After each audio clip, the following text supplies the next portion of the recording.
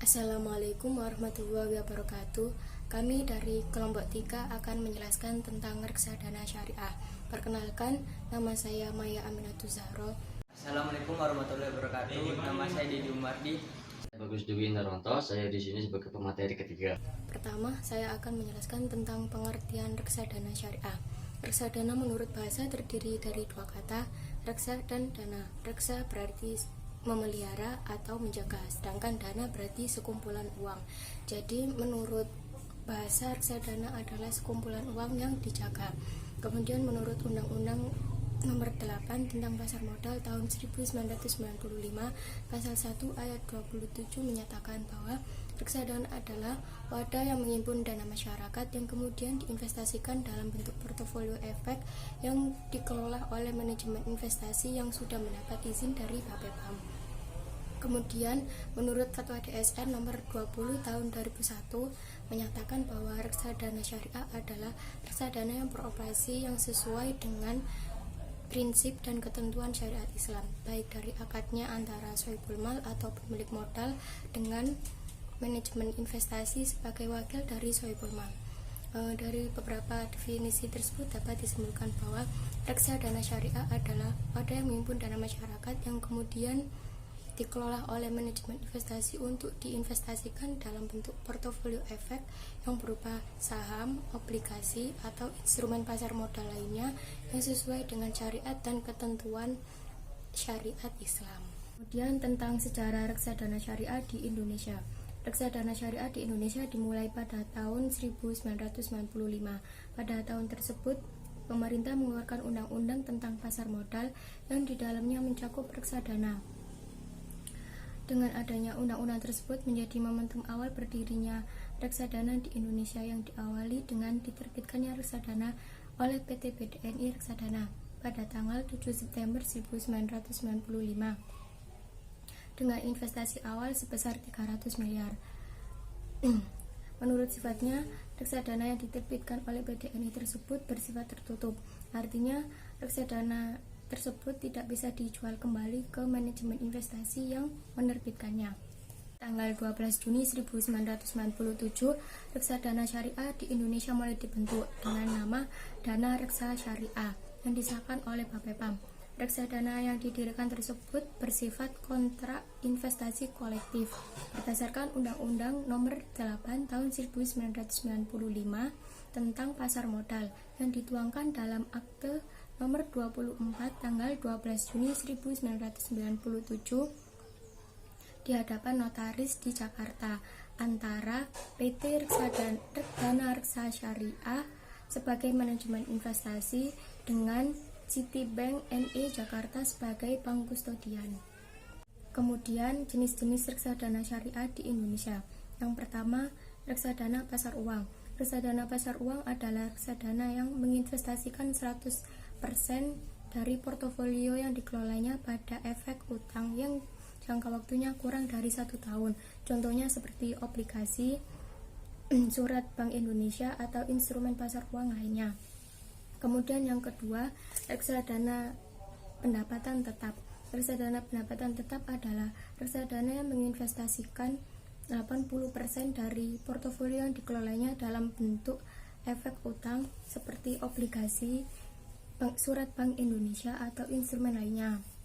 Sedangkan 20% lainnya diinvestasikan pada instrumen selain efek utang. Yang ketiga, reksadana saham. Reksadana saham adalah reksadana yang menginvestasikan 80% dari portofolio yang dikelolanya pada efek yang bersifat ekuitas atau saham dan 20% lainnya pada instrumen lainnya. Dan yang terakhir, reksadana campuran. Reksadana campuran adalah reksadana yang dapat melakukan investasi dalam bentuk efek utang atau efek yang bersifat ekuitas dengan alokasi dana yang lebih fleksibel. Saya akan mempresentasikan karakteristik reksadana syariah, manfaat dan risiko reksadana syariah, serta perbedaan reksadana syariah dan reksadana konvensional. Pertama saya akan mempresentasikan karakteristik reksadana, yaitu ada 5 karakteristik. Yang pertama adalah terjangkau. Penyertaan reksadana paling sedikit dapat kita beli di harga Rp100.000. Yang kedua, diverifikasi oleh daftar efek syariah. Yang isi daftar tersebut adalah perusahaan-perusahaan yang memiliki saham dan obligasi yang sudah memiliki prinsip-prinsip syariah. Yang ketiga, kemudahan berinvestasi. Investor tidak perlu menganalisis secara detail dan dalam karena dana yang kita setorkan akan dikelola oleh manajer investasi yang profesional dan ahli di bidangnya. Yang keempat, hasil optimal. Imbal hasil dan return tersebut sesuai dengan dana yang kita setorkan, waktu yang kita ambil, serta reksadana apa yang kita pilih. Likuiditas terjamin. Pencairan dana dari reksadana tersebut itu sangat mudah. Ya, kemudian saya akan membahas tentang manfaat dan risiko reksadana. Pertama, saya akan membahas tentang manfaat terlebih dahulu. Manfaat pertama adalah pengelolaan manajemen yang profesional. Dana yang kita investasikan itu dikelola oleh manajer investasi yang profesional dan ahli dalam pengelolaan dana reksadana. Yang kedua adalah diversifikasi investasi. Adanya diversifikasi investasi ini bertujuan untuk minimalisir risiko, tetapi tidak dapat menghilangkan risiko dari reksadana. Yang ketiga, pengelolaan dana yang transparan. Transparansi dari manajer investasi ke investor ini bertujuan untuk memantau pengelolaan dan perkembangan dari investasi reksadana. Yang keempat, likuiditas tinggi.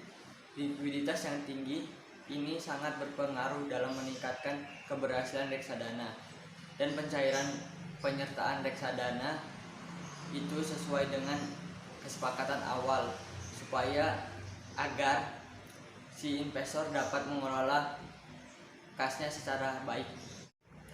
Kemudian saya akan membahas tentang risiko reksadana syariah. Risiko pertama adalah risiko nilai tukar. Risiko ini dapat terjadi jika ada sekuritas luar negeri dalam portofolio yang kita miliki. Pergerakan nilai tukar akan mempengaruhi nilai sekuritas juga. Yang kedua, risiko keterlambatan pencairan. Ini dapat terjadi jika semua investor menjual semua unit-unitnya secara bersamaan, dan itu akan membuat keterlambatan dalam pencairan reksadana. Yang ketiga adalah dipengaruhi kondisi sosial, ekonomi dan politik. Perubahan kebijakan sosial, ekonomi dan politik ini berpengaruhi kinerja bursa, kemudian kinerja bursa dan perusahaan sekaligus, dan kemudian akan mempengaruhi harga sekuritas dan akan mempengaruhi juga harga portofolio yang dimiliki. Yang keempat, pembubaran reksadana. Pembubaran reksadana ini ada beberapa faktor. Yang pertama adalah likuiditasnya yang rendah. Yang kedua, manajer investasinya yang belum berpengalaman dan tidak profesional dalam menjalankan strategi, dan kemudian menimbulkan kerugian yang sangat besar. Terakhir saya akan membahas tentang perbedaan reksadana syariah dan reksadana konvensional. Pertama, saya akan membahas tentang reksadana syariah terlebih dahulu. Tujuan utamanya tidak hanya untuk mendapatkan keuntungan pribadi saja, tetapi investasi sosial. Terus dari segi operasionalnya ada proses screening, yaitu pemisahan antara saham-saham syariah dan saham-saham haram. Jadi itu dibedakan dan dibolehkan ke saham syariah saja. Dari segi keuntungan adanya proses cleansing. Jadi proses pemisahan antara keuntungan yang haram itu dipisahin. Terus tuh kalau reksadana konvensional itu hanya mementingkan keuntungan pribadi saja, tidak ada proses screening. Jadi walaupun itu perusahaan haram, namun memiliki keuntungan yang besar, itu akan dipilih juga. Dari segi keuntungan tidak ada proses cleansing, jadi keuntungan yang haram itu tetap diambil saja. Terus tuh sudah itu saja. Sekian presentasi saya. Assalamualaikum warahmatullahi wabarakatuh. Kali ini kita akan membahas yaitu lembaga fasilitator reksadana syariah. Di dalam lembaga fasilitator ini terdiri dari 5 lembaga. Yang pertama yaitu Bapepam, yang tugasnya yaitu membina, mengatur, dan mengawasi kegiatan sehari-hari di pasar modal, serta dia itu melakukan kebijakan yang ditetapkan oleh lembaga keuangan. Kemudian yaitu pengelolaan investasi atau manajer investasi. Di sini itu ada 2 poin. Poin pertama yaitu perusahaan efek yang berbentuk individu maupun PT yang secara khusus mengenai tentang reksadana syariah. Yang kedua yaitu perusahaan khusus yang di sini itu bergerak dalam perusahaan manajemen investasi maupun manajer investasi. Yang ketiga yaitu bank kustodian. Bank kustodian. Nah, bank kustodian itu tugasnya itu menyimpan dan menjaga maupun mengakomodasi kekayaan baik secara tercatat, dan juga dia itu melakukan pencatatan penjualan atau pembelian reksadana syariah yang melalui kesepakatan dengan manajer investasi. Selanjutnya yaitu yang keempat, notaris. Notaris di sini itu tugasnya yaitu dia itu membuat akte atau mengeluarkan akte badan hukum pengelolaan investasi baik pembubaran maupun pembuatan.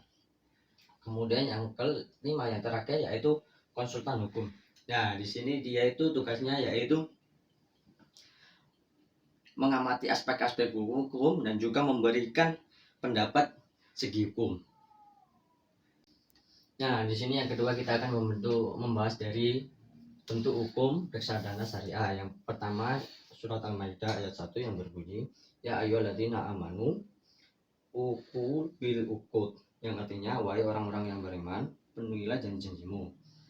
Kemudian yaitu surat An-Nisa ayat 29 yang bunyinya, ya ayyuhalladzina amanu la ta'kulu amwalukum yanbakum biul batili illa an takuna bijaratan antarodim minkum wala taqtulu anfusakum innallaha kana bikum rahimin. Yang artinya, wahai orang-orang yang beriman, janganlah kamu saling memakan harta sesamamu dengan jalan yang batil, kecuali dalam perdagangan yang berlaku atas dasar suka sama suka di antara kamu. Dan janganlah kamu membunuh dirimu, sesungguhnya Allah Maha Penyayang kepadamu.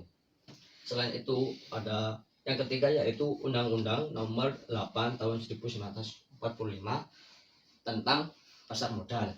Yang terakhir yaitu Fatwa DSN strip MUI nomor 20 garing DSN strip MUI garing 9 garing 2001 tentang pengelolaan reksadana syariah.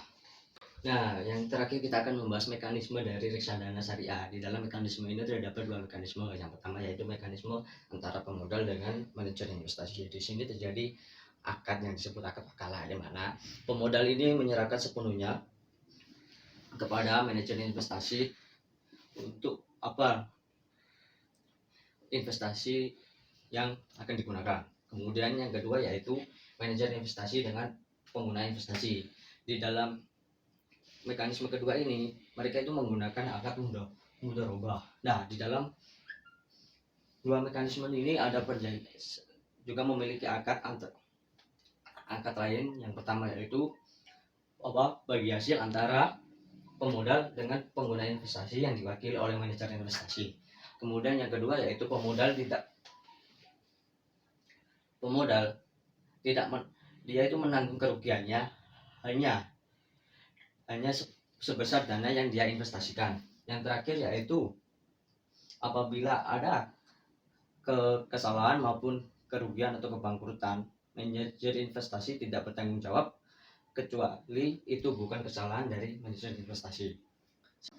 Nah, setelah kita membahas dari subbab-subbab hingga materi yang udah selesai, sekarang kita membahas tentang studi kasus yang kita ambil, yaitu dengan studi kasus reksadana yang gagal bayar. Nah, studi kasus ini terjadi di Indonesia, tepatnya pada sesuatu perusahaan, di mana dia itu kenapa kok bisa gagal bayar? Karena dia itu ada di dalamnya itu ada penyalahgunaan atau penyimpangan uang nasabah dan kurang dan keringnya likuiditas, sehingga pada reksadana tersebut dia itu mengalami gagal bayar. Itu menurut Husen. Sekian, terima kasih atas presentasi dari kelompok 3. Apabila ada kesalahan, kami mohon maaf yang sebesar-besarnya. Apabila ada pertanyaan, silakan dipertanyakan. Akhir kata, Assalamualaikum warahmatullahi wabarakatuh.